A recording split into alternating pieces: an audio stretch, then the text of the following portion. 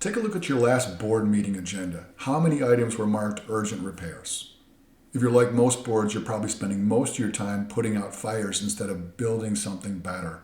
But there's a different way to lead your community. Here's something that might surprise you. When boards rush to fix visible problems like landscaping or building repairs, they're often putting lipstick on a pig. The communities that truly transform focused on 4 fundamentals first. Let's talk about what actually works. First, get your financial house in order. That means reducing those receivables to under 5% of assessments and having collection policies you actually enforce. You can't build a thriving community if you're bleeding cash every month.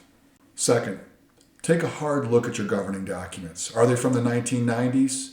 They're probably full of provisions that don't match current laws or your community's current needs. Third, pay attention to your owner-occupancy balance. Communities with clear rental policies maintain better stability while still respecting property rights. And fourth, yes, I know you've probably heard this before, you need a reserve study that's current and a plan to fund it. These 4 things aren't the glamorous projects you can show off at the annual meeting, but they're the foundation everything else sits on. Once you have those fundamentals in place, you can use the 3 horizons framework to transform your community in manageable steps. Start with an honest assessment. Pull those aging receivable reports and calculate your true delinquency rate. Is it 3%, 10%, 25%? You can't improve what you don't measure. Next, dust off those governing documents. Read them with fresh eyes. What's causing those recurring headaches? What sections do board members argue about because nobody's quite sure what they mean? Then, know your community makeup. How many units are owner-occupied versus rentals? Is that ratio changing? This gives you a critical insight into future needs.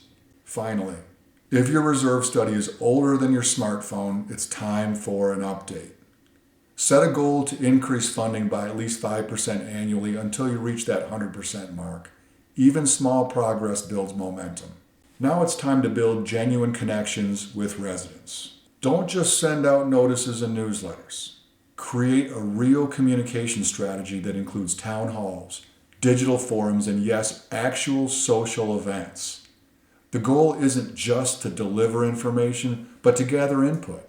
Here's something that works wonders. Create a skills inventory of your residents. Who's an accountant, a contractor, a marketing professional? You've got untapped expertise right in your community. Start measuring satisfaction quarterly with simple feedback tools. What are you doing well? What needs work?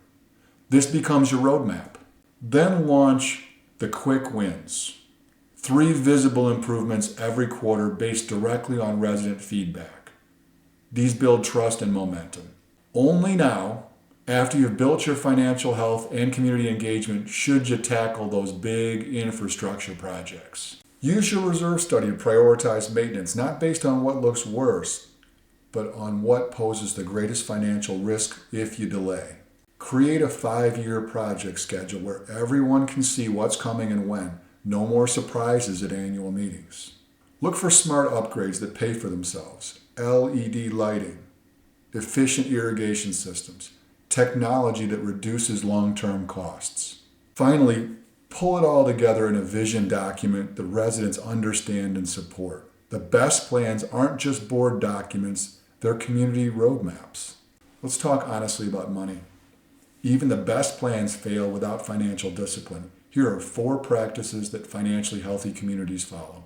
First, build a true operating budget, not just a spending plan. Know the difference between your fixed costs, variable expenses, and discretionary spending. When things get tight, and they will, you'll know exactly where you have flexibility. Second, look at your finances monthly, and I don't mean just approving bills. Track receivables aging, reserve balance trends, and variances between what you budgeted and what you're actually spending. Third, be transparent about money. Share those key financial indicators with residents quarterly. They're more likely to support assessment increases when they understand where their money goes. And finally, always be looking for ways to improve financially. Each quarter, identify one area where you can reduce costs or improve efficiency without cutting corners on quality. Remember, community transformation isn't about chasing visible improvements while your foundation crumbles underneath. Start with financial health, updated governance, and genuine engagement. Once those are solid, your improvement projects will stand on a bedrock, not on sand. Begin your financial assessment this week and you'll be amazed at how quickly everything else starts falling into place. If you found this perspective valuable, we invite you to connect with us. Facebook viewers, like our page and follow us for regular updates. Feel free to message us directly with your questions or community challenges. Instagram viewers, hit follow and feel free to DM us with your questions or community challenges. YouTube viewers, subscribe to our channel and check out the video description for helpful links. Visit our website to discover our thought leadership content, books, and resources that can transform your community management approach. Whether you're dealing with the challenges we discussed today or other community issues, we're here to help. Thanks for watching, and we'll see you in the next video.